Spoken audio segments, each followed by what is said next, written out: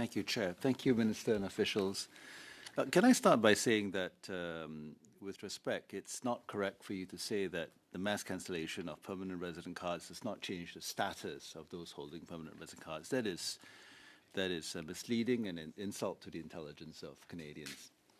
In any case, we're not talking about the cancellation of individual permanent resident cards. You already have the power.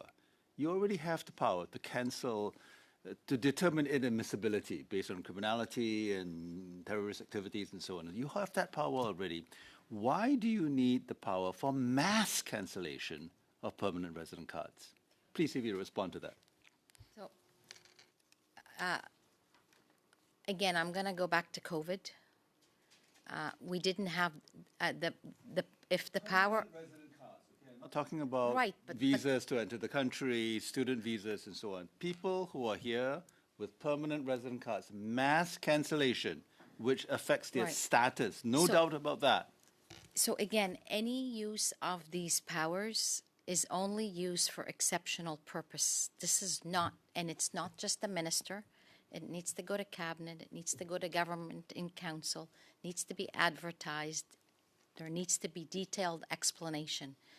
In the case of, in 2016, I was not a federal person, but there was an attack on the immigration. I knew because I was in another country, on the IRCC system, and it shut down.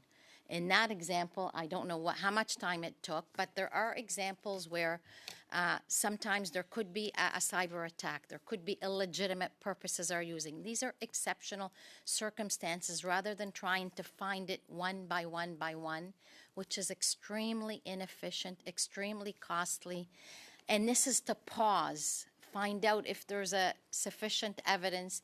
You can then, decide to reinstate or not. Tara? If I could just pick up on the COVID example. At the time COVID took place, there would have been hundreds of thousands of Canadians with permanent resident cards living abroad who maybe wanted to come back, subject to travel restrictions and so on. Is it a possibility that you would mass cancel their permanent resident cards precisely to prevent them from coming back to the country? If I may, thank you. So, that would not be a situation in which the department would recommend to the governor and council. It could not be, because we would have to have it be defined in the public interest, and the public interest is defined as public health. You say it in the book. But if there was a situation where there was a public health emergency, then the department might make a use case to the order in council. But if I may just give you some examples of concrete reasons why. So, first of all, a permanent resident card is not a status document.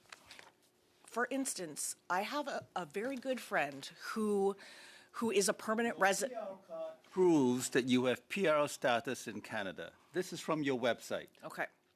It might prove that you have PR status, but it does not impact your status. It is an identification document. May I continue? Order. I am going to offer the witness the opportunity to complete. Thank you. You have 20 seconds. Okay, so when you're landed in Canada, your status is conferred. You receive a PR card if you apply for one and you keep it up to date. If you do not keep your PR card up to date, you still are a permanent resident. You do not have to have a permanent resident card. Similarly, a citizen does not have to have a passport or a citizenship certificate in order to have status. It's a document that can be used. An example of a case where we might want to cancel permanent resident cards is if there was an administrative error and a bunch of cards, say, were issued to the wrong people incorrectly, we could mass cancel them and reissue them to the correct people without any fees offered to the clients. This is a use that we would want to have for the document control. It's not to harm, it's also to benefit. I'm afraid I have to cut you short. Senator Boudreaux.